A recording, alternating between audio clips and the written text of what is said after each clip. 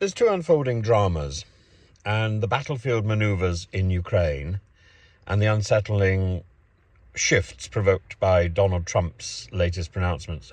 And the former tell a story of resilience and tactical ingenuity, while the latter tells a story of dangerous unpredictability. And you'd thought it would have been the other way round. If you'd been thinking about this 3 weeks ago, you would have said, it would be the other way round.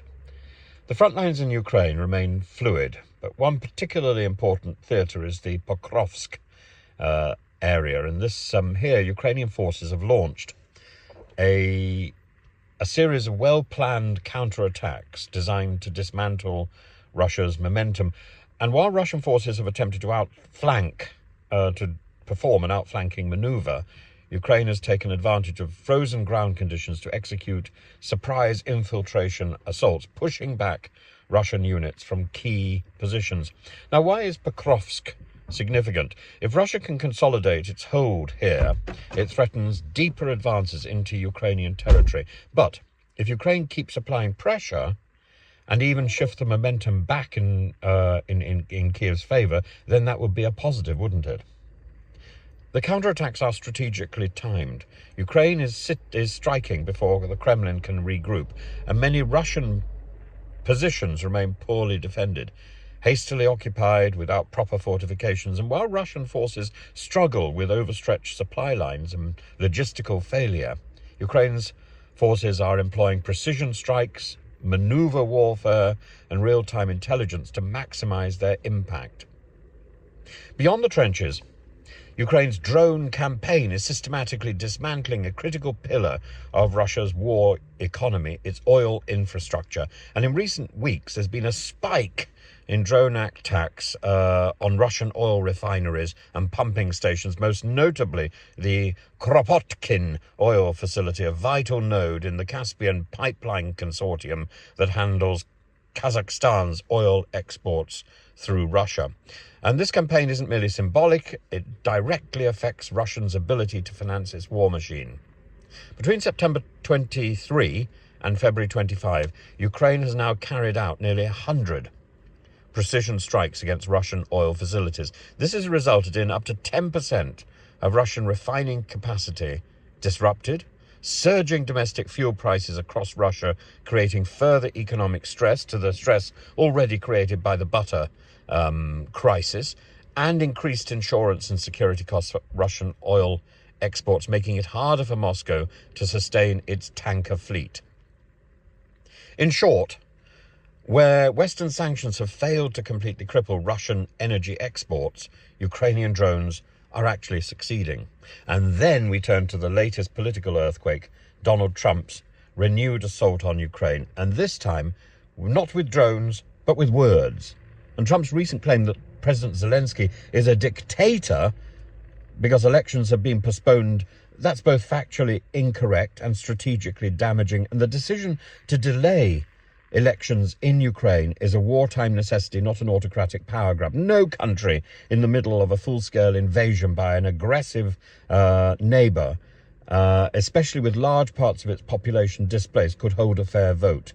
And no country would. Yet Trump's rhetoric aligns disturbingly with Vladimir Putin's narrative, painting Ukraine as corrupt and illegitimate while deflecting attention from Russia's own dictatorial and troubling regime. More worrying still are the reports from diplomatic sources in Riyadh.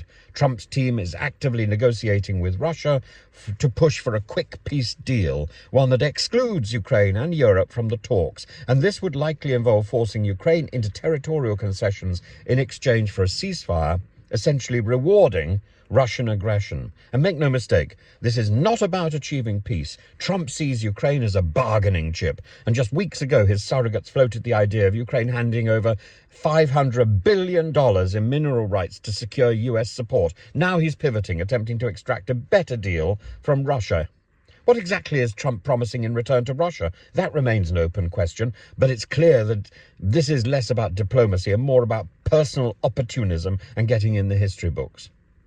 The implications of Trump's maneuvering are profound. If the US significantly reduces military aid and pressures Europe to follow suit, Ukraine could face an existential crisis. And meanwhile, Russia is already adjusting its strategy, banking on a Trump victory to secure a favourable settlement that allows Putin to pause the war, consolidate gains, and rearm for future offensives.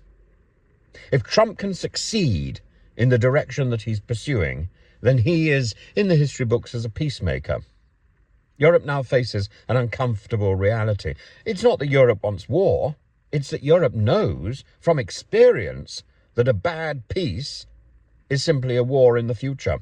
That's what Versailles was all about. That's what the end of the First World War was all about. And that's one of the causes of the Second World War. We know. We've been there. The era of relying on the United States for deterrence may be ending. NATO allies, especially Germany and France, must rapidly increase defence spending, must ensure long-term military support for Ukraine and take on a more independent security posture in anticipation of a potential US retreat.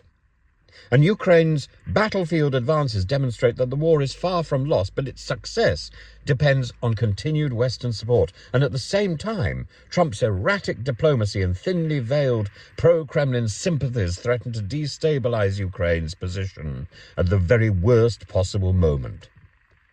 The next few months are going to be pivotal. In fact, the next few weeks, the next few days are pivotal. If Ukraine can continue its counter-offensive, further degrading Russia's oil economy and secure ironclad commitments from Europe, it may withstand the coming storm. But if Western support wavers, either because of Trump's pressure or political fatigue, Putin will see an opening to reassert control over the entire region. The stakes are not just for Ukraine, but for the entire rules-based international order. In the face of uncertainty, the West may choose. It has to resolve or retreat, deter or face disaster. Ukraine has made its choice. Now the rest of the world needs to decide what it's going to do.